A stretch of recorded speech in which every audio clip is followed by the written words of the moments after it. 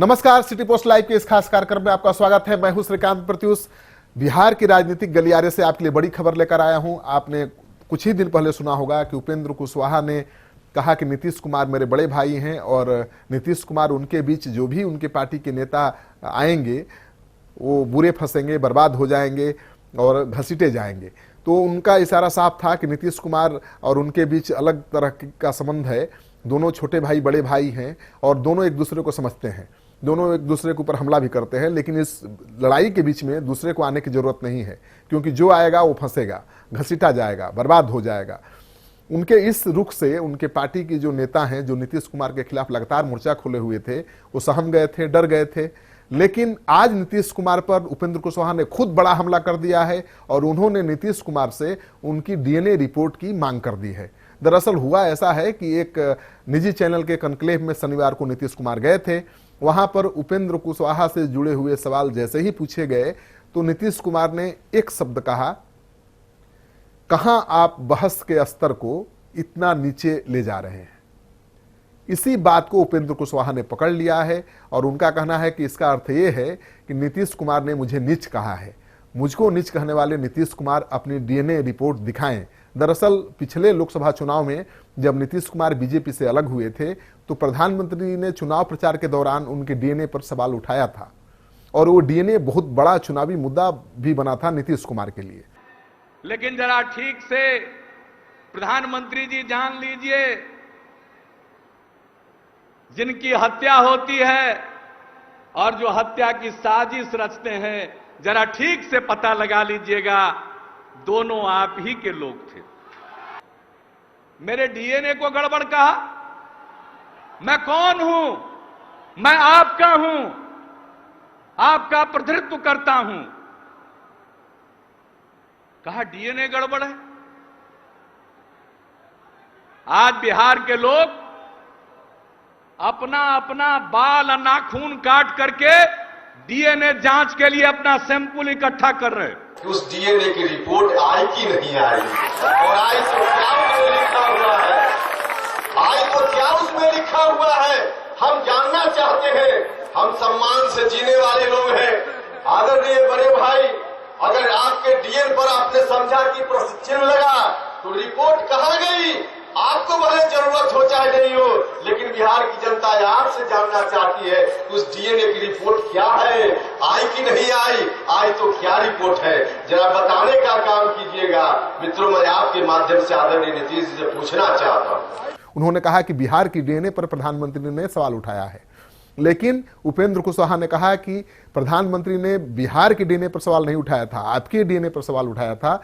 4 साल हो गए, आपने अभी तक बिहार की जनता के सामने अपनी डीएनए रिपोर्ट पेश क्यों नहीं की? आपने मुझे तो नीच कह दिया, आप अपनी डीएनए रिपोर्ट क्यों नहीं दिखा रहे हैं? सबके सामने लाइए। तो एक छोटी सी बात बहुत बढ़ गई है, यानी बात का बतंगड़ हो गया है।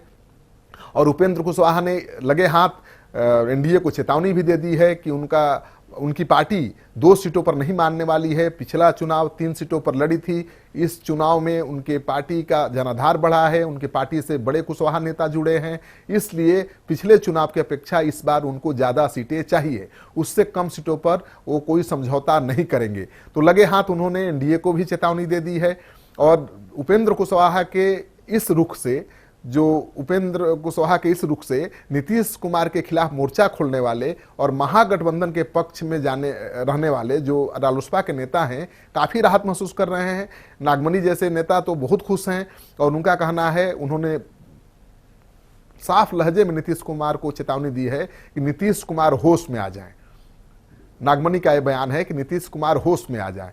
ये तो गाली से बढ़कर है, उससे कम नहीं है।